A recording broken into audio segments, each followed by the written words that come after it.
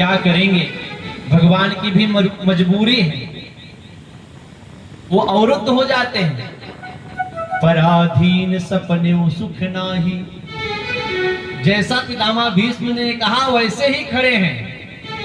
उत्तरायण का समय आता है, पितामह भीष्म जाने के पूर्व में कहते हैं कि मेरी एक बेटी है, मैं उसका वरण करना चाहता हूं, मैं किसके साथ में करूं। भगवान ने पूछा कि आपका तो विवाह ही नहीं हुआ था, फिर आपकी बेटी, मैं समझ नहीं पाया।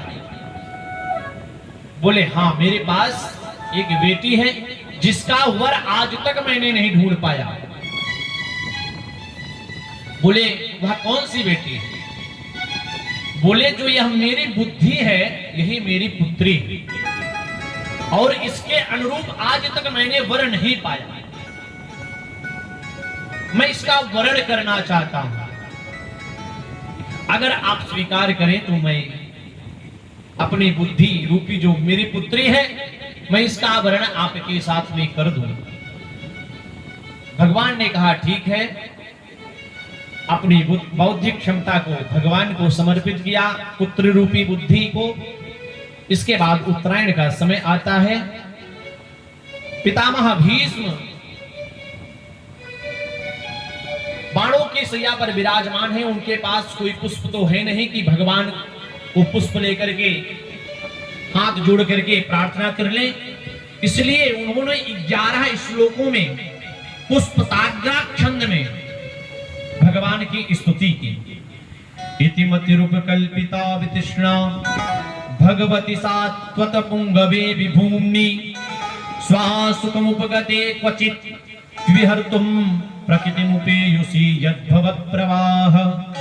इसी प्रकार से 11 श्लोकों में पुष्पताग्रा छंद में भगवान की दिव्य स्तुति की। इसके बाद अपने शरीर को छोड़ दिया। समय बीता, आज भगवान ने फिर प्रार्थना की कि मुझे अब अपने घर जाना है, द्वारिका जाना है, आप सब मुझे छोड़ दो, मैं जाना चाहता हूं, बहुत दिन रह लिया हूं। सारे लोग खुशी खुशी भगवान को विदा करने के लिए अर्जुन गए। अर्जुन जब भगवान को विदा करने गए तो वहीं पर भगवान जब तक परम धाम नहीं चले गए तब तक नहीं आए। इधर चारों भाइयों को अपशगुन होने लगा कि क्या बात है, अर्जुन अभी तक आए नहीं। बड़े चिंतित थे। एक दिन अर्जुन लौट करके आते हैं भगवान के परम धाम जाने के बाद। मुख मलिन होकर के जब अर्जुन लौट करके आते हैं तो युधिष्ठिर और चारों भैया भीम इत्यादि सब लोग देखते हैं, समझ जाते हैं कि कोई बड़ी घटना घट गई है जिसके कारण से अर्जुन का मुख मलिन है। तुरंत अर्जुन ने बताया कि हमारे प्रभु हम सबको छोड़ करके परम धाम को चले गए, अब इस धराधाम पर नहीं। द्रौपदी ने तुरंत यम नियम आसन प्राणायाम प्रत्याहार धारणा ध्यान समाधि अष्टांग योग को लगा करके मूलाधार चक्र से उठा करके सहस्त्रार्थ चक्र पर ले जाकर के अपने प्राणों को श्वास के माध्यम से उसने अपने श्वास को रोका और इस तरह से अपने श्वासों को रोक दिया कि अपने इस पांचों भैया भी अपनी राजगद्दी को परीक्षित को देकर के परम धाम को प्राप्त हुए। वानप्रस्थ के आश्रम के माध्यम से भगवत प्राप्ति हेतु अपने घर को छोड़ करके निकल गए। समय आया, परीक्षित जी राजा बनते हैं। बनने के बाद उन्होंने सोचा कि हमारे प्रजा में क्या चल रहा है, मैं थोड़ा सा टहल करके देखूं। जब ही परीक्षित जी भ्रमण करते हैं, निकलते हैं, जाते हैं, देखते हैं तो एक गैया और एक बछड़े को एक व्यक्ति प्रताड़ित करता हुआ मिल जाया करता है। परीक्षित उसके पास में जाते हैं और बहुत जोर से डांट लगाते हैं। आते हैं, तुमको पता नहीं किसके राज्य में आकर के इतना दुष्कर्म कर रहे हो।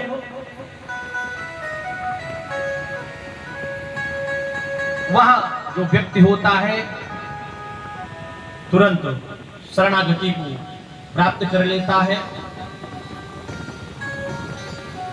गाय रूपी वह पृथ्वी और बैल जो था वह धर्म था। धर्म के 4 पैर, सत्य, दया, दान और तप। सत्य बचा, 3 पैर उसके टूट गए।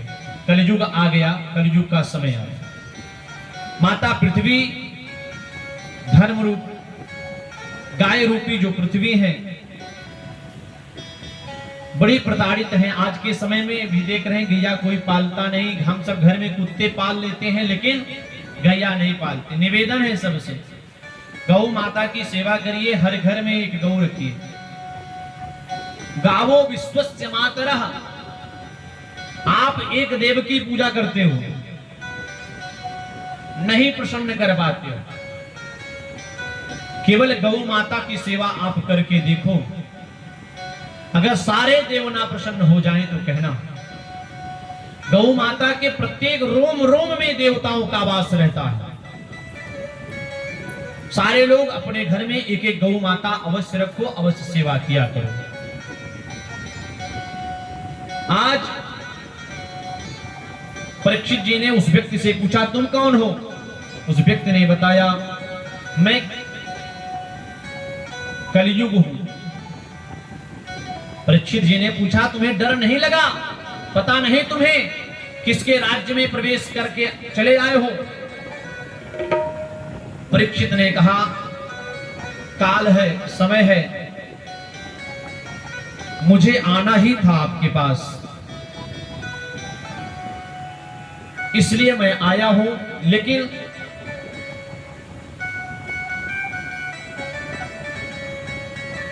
मेरे आने से बड़ा लाभ है संसारी जनों को।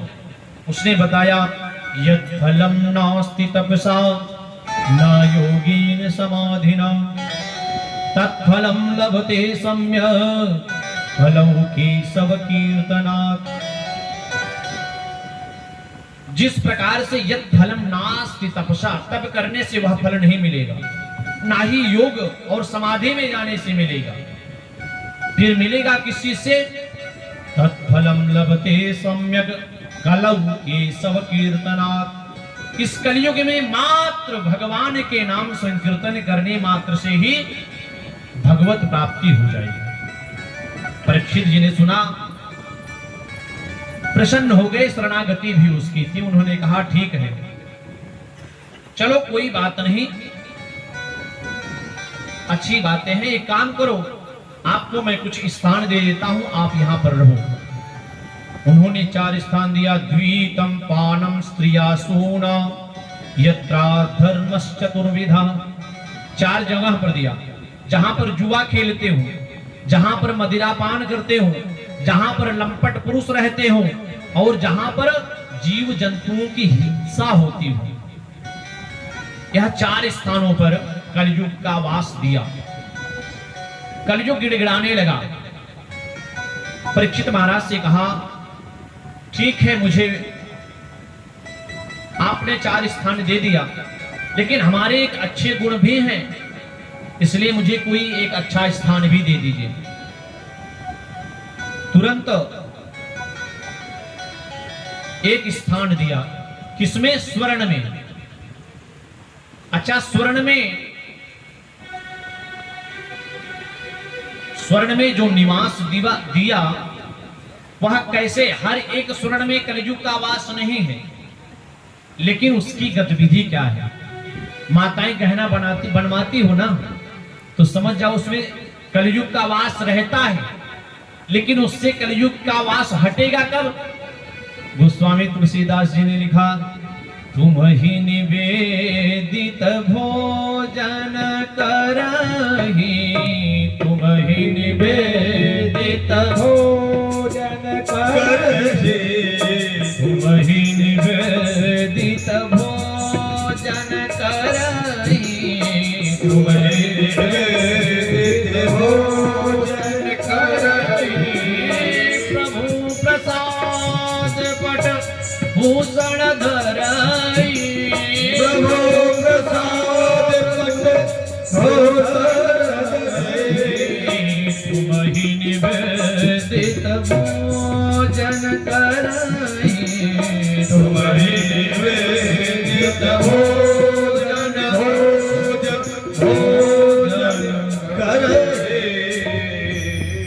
भोजन करिए तो प्रभु को पवा करके पाइए, वहां प्रसाद हो जाएगा। अब प्रभु प्रसाद पट भूषण धरहि, वहां जो स्वर्ण का आपने बनवाया है, अगर उसको भगवान को पहले पहनाया और फिर पहन रहे हो तो उसमें कलयुग का वास नहीं रहेगा। समय आता है, स्थान देने के बाद आज परीक्षित अपने घर पर चले आते हैं, अपने राजमहल में। भीमसेन ने जरासंध से युद्ध करके राजमुकुट, स्वर्ण का राजमुकुट छीन करके ले आए थे, जीत कर लाए थे, अपने यहां रखे थे। जरासंध ने भी कहीं से ले आया था वह मुकुट, आज उसी मुकुट को परीक्षित जी ने अपने सर पर धारण कर लिया और शिकार करने के लिए निकल पड़े। जंगल में भ्रमण करते करते करते करते उन्हें प्यास लग गई। जब प्यास लग गई, समीक मुनि के आश्रम के समीप में पहुंचते हैं और कहते हैं, महर्षि मुझे प्यास लगी है, मुझे जल पिला दो। महर्षि तो समाधिस्थ रहते हैं, समाधिस्थ में होने के कारण से वो बोलते नहीं हैं। परीक्षित जी ने सोचा कि यह जो संत है मुझे देख करके आंखें बंद कर रखा है और मुझे पानी नहीं पिलाना चाहता। उन्होंने एक मरे हुए सर्प को उठाया और समीक मुनि के गले में डाल दिया। जब डाल दिया, डाल करके चले आए। उनका एक शिष्य देख रहा था, वह कौशिकी नदी में समीक मुनि के पुत्र स्नान कर रहे थे। उनके पास जाकर के गोरखमुख नाम का उनका जो शिष्य था, जाकर के बताया कि महाराज परीक्षित आए थे, जल की इच्छा को लेकर के बार बार कह रहे थे, लेकिन आपके पिताजी समाधिस्थ होने के कारण से जल ना दे सके, जिसके कारण से उन्होंने अपनी बाण से मरे हुए सर्प को उठाया और आपके पिताजी के गले में डाल दिया। तुरंत पुत्र ने जल को उठाया और श्राप दिया, हितलंघित मर्यादम तक्षकः सप्तमी घनी ध्वंसयस्मि कुलांगारम चोदितो मे तदद्रुहम। जिन्होंने मर्यादा का उल्लंघन किया है, जाओ आज से 7वें दिन तुम्हें तक्षक नाम का सर्प दंश करेगा, जिससे तुम्हारी मृत्यु हो जाएगी। अब जो ही इस बात को उनके पिताजी ने जब इतना कह करके श्राप दे करके अपने पिताजी के पास में पुत्र आया और विलाप करने लगा। पिताजी ने आंखें खोली और बोला, क्या हुआ पुत्र? उन्होंने बताया कि पिताजी महर्षि राजर्षि परीक्षित जी आए थे और आपके गले में मरा हुआ सर्प वही डाल करके गए और मैंने उनको श्राप दे दिया। महर्षि ने बड़ा पश्चाताप किया कि इस तरह का राजा अब मिलने वाला नहीं है, इस धराधाम को तुमने बहुत गलत किया। अपने शिष्य को भेजा और महाराज परीक्षित को बताया कि जब आए अपने राजमहल में उन्होंने अपने मुकुट को उतारा। महाराज परीक्षित ने तुरंत कहा, अहो मया नीच मनायवत्कृतम् निरागसी ब्रह्मणि गूढ़ तेजसी। मुझसे इतना नीच कर्म कैसे हो सकता है? जब उस मुकुट को उन्होंने उतारा, वह जो मुकुट था वह भगवान को अर्पित नहीं था, चोरी करके लाया गया था, छीन करके लाया गया था, जीत करके लाया गया था। इसलिए उसको धारण करने मात्र से उनकी बुद्धि जो थी वो दुर्बुद्धि में बदल गए थे। आज जब इस प्रकार से श्राप को बताया उन्होंने तुरंत अत्रेर्वसिष्ठस्य च वनः शरद्वारिष्ठनेमिर्भिगुरङ्गिराश्च पराशरोगादिसुतोऽथ राम उतत्य इंद्र प्रमदेद्मबाहो। जितने ऋषि महर्षि रहते हैं सब दौड़ दौड़ करके आते हैं कि हमारे महाराज परीक्षित को श्राप मिल गया है। श्राप से उनको बचाने के लिए सारे ऋषि महर्षि दौड़ करके आते हैं। आज महाराज परीक्षित का नाम परीक्षित क्यों पड़ा पड़ता है? परितः इक्षत इत परीक्षता। उत्तरा के गर्भ में जब भगवान थे उस समय बार बार अपने दृष्टि से भगवान को देख रहे थे। बाहर निकलने के बाद भी उन्हीं भगवान को ढूंढ रहे थे। वो किसी को भी देखते थे सोचते थे वो टेढ़ी टांग वाला मुझे मिल जाता। इसीलिए उनका नाम परीक्षित रखा गया, जबकि उनका नाम ब्रह्मराज था, विष्णुराज। आज जब श्राप मिल गया, श्राप मिलने के बाद उसी क्षण सारे ऋषि महर्षियों के बीच में तत्राभवत् भगवान् व्यासपुत्रो यत्रेक्षया गामनमानोऽनपेच्छ अलक्षलिङ्गो निजलावतुष्टो भृतस्य बालैरवधूतवेषः। वहां पर तत्राभवत् भगवान व्यासपुत्रो आगतवान। व्यास के पुत्र भगवान सुखदेव जी विराजमान हो जाते हैं, आते। और कैसे हैं वो? अलक्षलिंगो निजलावतुष्टो। उनके शरीर पर ना वस्त्र है, ना ही सर में पगड़ी है, ना मुकुट है, ना माला है। अवधूत वेश में चले आ रहे हैं। उनको देख करके जो ग्राम की नारियां हैं, ग्राम के जो बच्चे हैं, उनको देख करके हास्य कर रहे हैं। कोई ढेला उठा करके मार रहा है, छोटे छोटे बच्चे हास्य परिहास्य कर रहे हैं। आज व्यास पुत्र सुखदेव महाराज जब परीक्षित के समीप में पहुंचते हैं, वहां पर पहुंचने के बाद परीक्षित महाराज तुरंत पूजन की सामग्री मंगवाते हैं और भगवान का सुखदेव भगवान का दिव्य भाव से पूजन करते हैं। जो ही पूजन करते हैं, जो भी ग्राम की नगर नारियां थी, बच्चे थे, देख करके सब भागने लगते हैं कि कहीं महाराज देख करके हम सबको दंडित ना करें। ये तो बड़े उच्च श्रेणी के महात्मा हैं, हमारे महाराज इनकी पूजा करें। पूजन के बाद परीक्षित जी ने एक प्रश्न किया, म्रियमाणस्य किम कर्तव्यम। मरने वाले व्यक्ति को क्या करना चाहिए? उन्होंने पूछा कि मरने वाले व्यक्ति को क्या करना चाहिए। इतना प्रश्न करने के बाद भगवान सुखदेव महाराज का दिव्य आसन लगता है, उनको बैठाते हैं। बैठाने के बाद इसी प्रश्न में एक और जोड़ते हैं, कहते हैं वरीयानि सति प्रश्नः कृतो लोकहितो नृप आत्मवित् सम्मतः पुंसां श्रोतव्यादिषु यः परः। आपने जो प्रश्न मुझसे किया है, यह कोई अपने लिए नहीं, पूरे संसार के लिए किया है।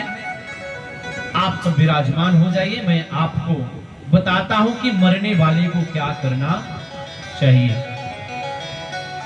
समय सीमा को देखते हुए हम सब सुखदेव भगवान को बस आज आसन व्यास पीठ पर बैठा रहे हैं। आगे की कथा कल। कहने का मतलब है, आज की कथा का जो सार है यदि मानव जीवन को पाए हो भैया तो म्रियमाणस्य किम कर्तव्यम, मरने वाले व्यक्ति को क्या करना चाहिए। कितना अच्छा प्यारा प्रश्न है, समझ लीजिए। हर एक व्यक्ति को सोचना चाहिए कि मरने वाले व्यक्ति को क्या करना चाहिए। इसलिए सारे लोग भगवान से प्रार्थना करिए, हे प्रभु मुझे भी अच्छी सतगति, पहले तो सतबुद्धि दें। जब सतबुद्धि दे देंगे ना तो अपने आप सतगति हो जाएगी। बड़े भाव के साथ में शरणागति भाव करें। शरणागति भाव के बाद भगवान श्री जी की आरती, इसके बाद प्रसाद। प्रभु हम भी शरणागत हैं, स्वीकार करो तो जाने।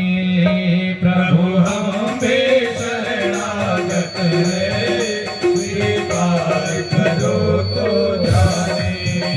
अब हमें पतित से पावन सरकार करो तो जाने। अब हमें पतित से पावन सरकार करो तो जाने।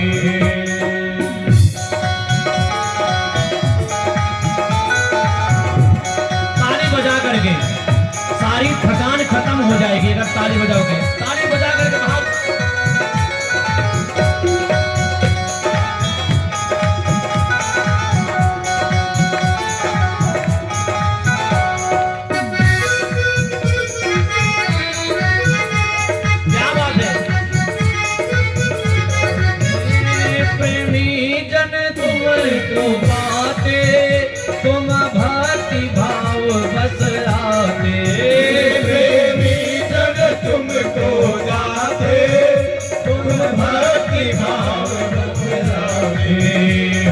कुटिल हृदय से कलुषित,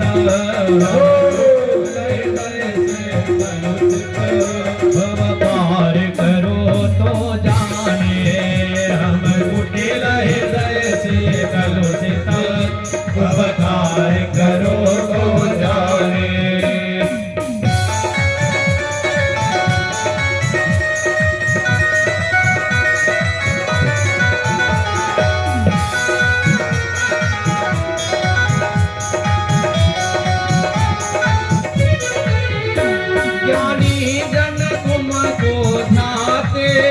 तुम भक्ति भाव बस आते। तुमको जाते, तुम भक्ति भाव बस जाते। ज्ञानी जन तुमको जाते, तुम भक्ति भाव बस आते।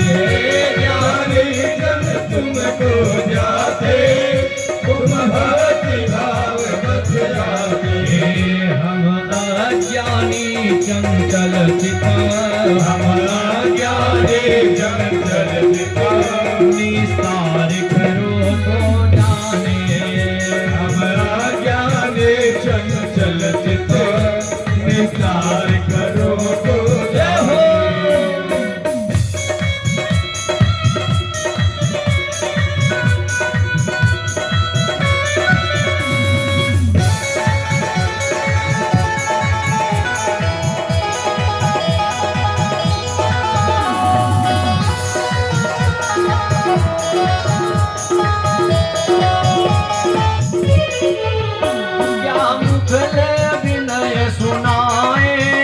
हम कैसे तुमको पाए, क्या मुखल विनय सुनाए, हम कैसे तुमको पाए।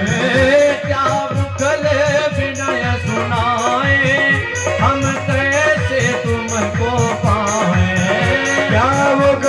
विनय सुनाए, हम कैसे तुमको पाए। अगणित अपराध किए हैं, अगणित अपराध किए हैं, उद्धार करो तो जाने। अगणित अपराध किए हैं, उद्धार करो तो जाने।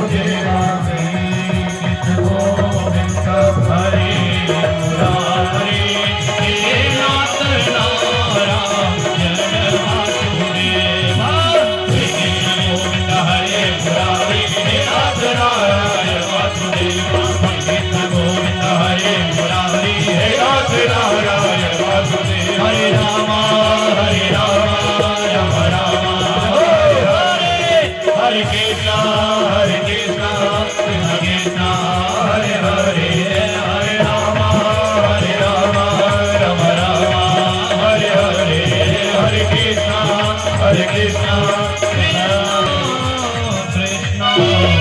Hare Hare. प्रेम से बोलो वृंदावन बिहारी लाल की जय हो, भागवत भगवान की जय हो, यज्ञ भगवान की जय हो, गुरुदेव भगवान की जय हो, सुखदेव भगवान की जय हो, आज के आनंद की जय हो, यजमान परिवार की जय हो, सत्य सनातन धर्म की जय हो, नमः पार्वती पतये हर हर महादेव. सारे भक्त अपने अपने स्थान पर खड़े हो जाएं.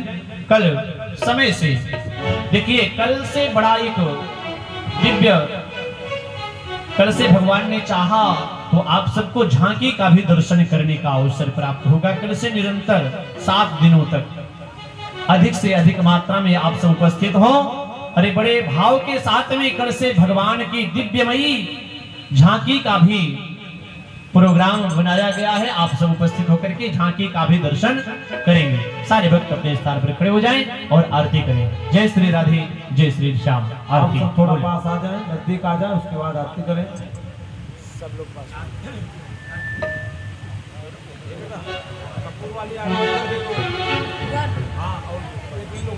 एक और क्या दे, एक और क्या दे. थोड़ा आप लोग पीछे रहिए.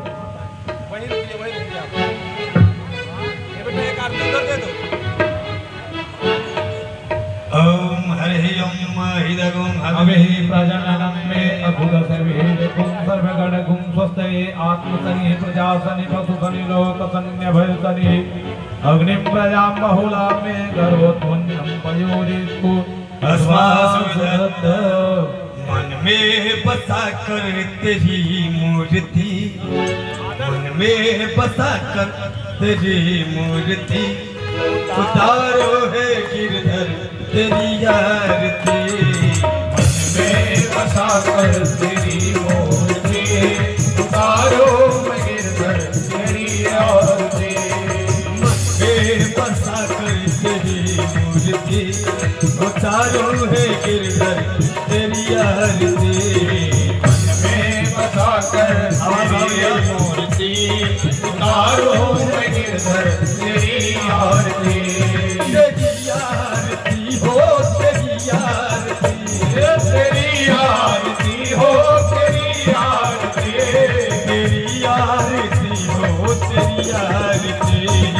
मन में बसा कर तेरी मूर्ति, उतारो मैं गिरधर तेरी आरती.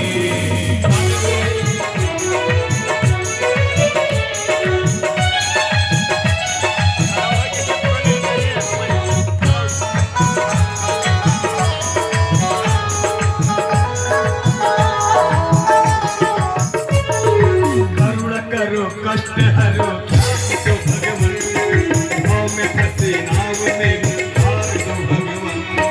करुण करो कष्ट हरो ज्ञान दो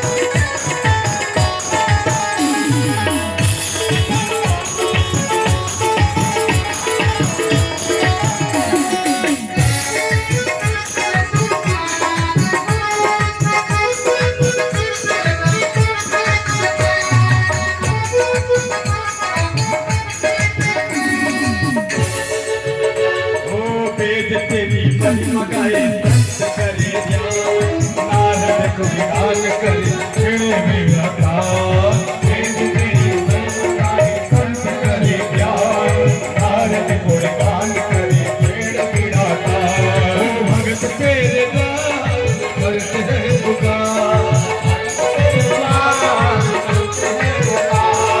भगत तेरे द्वार करते हैं पुकार भक्त तेरे द्वार करते हैं पुकार जिंदगी दया की सभी की मांगती बेबसा कर तेरी मूर्ति उतारो मैं गिरधर तेरी आरती हो तेरी आरती हो तेरी आरती हो तेरी आरती बेबसा कर तेरी मूर्ति उतारो मैं गिरधर तेरी आरती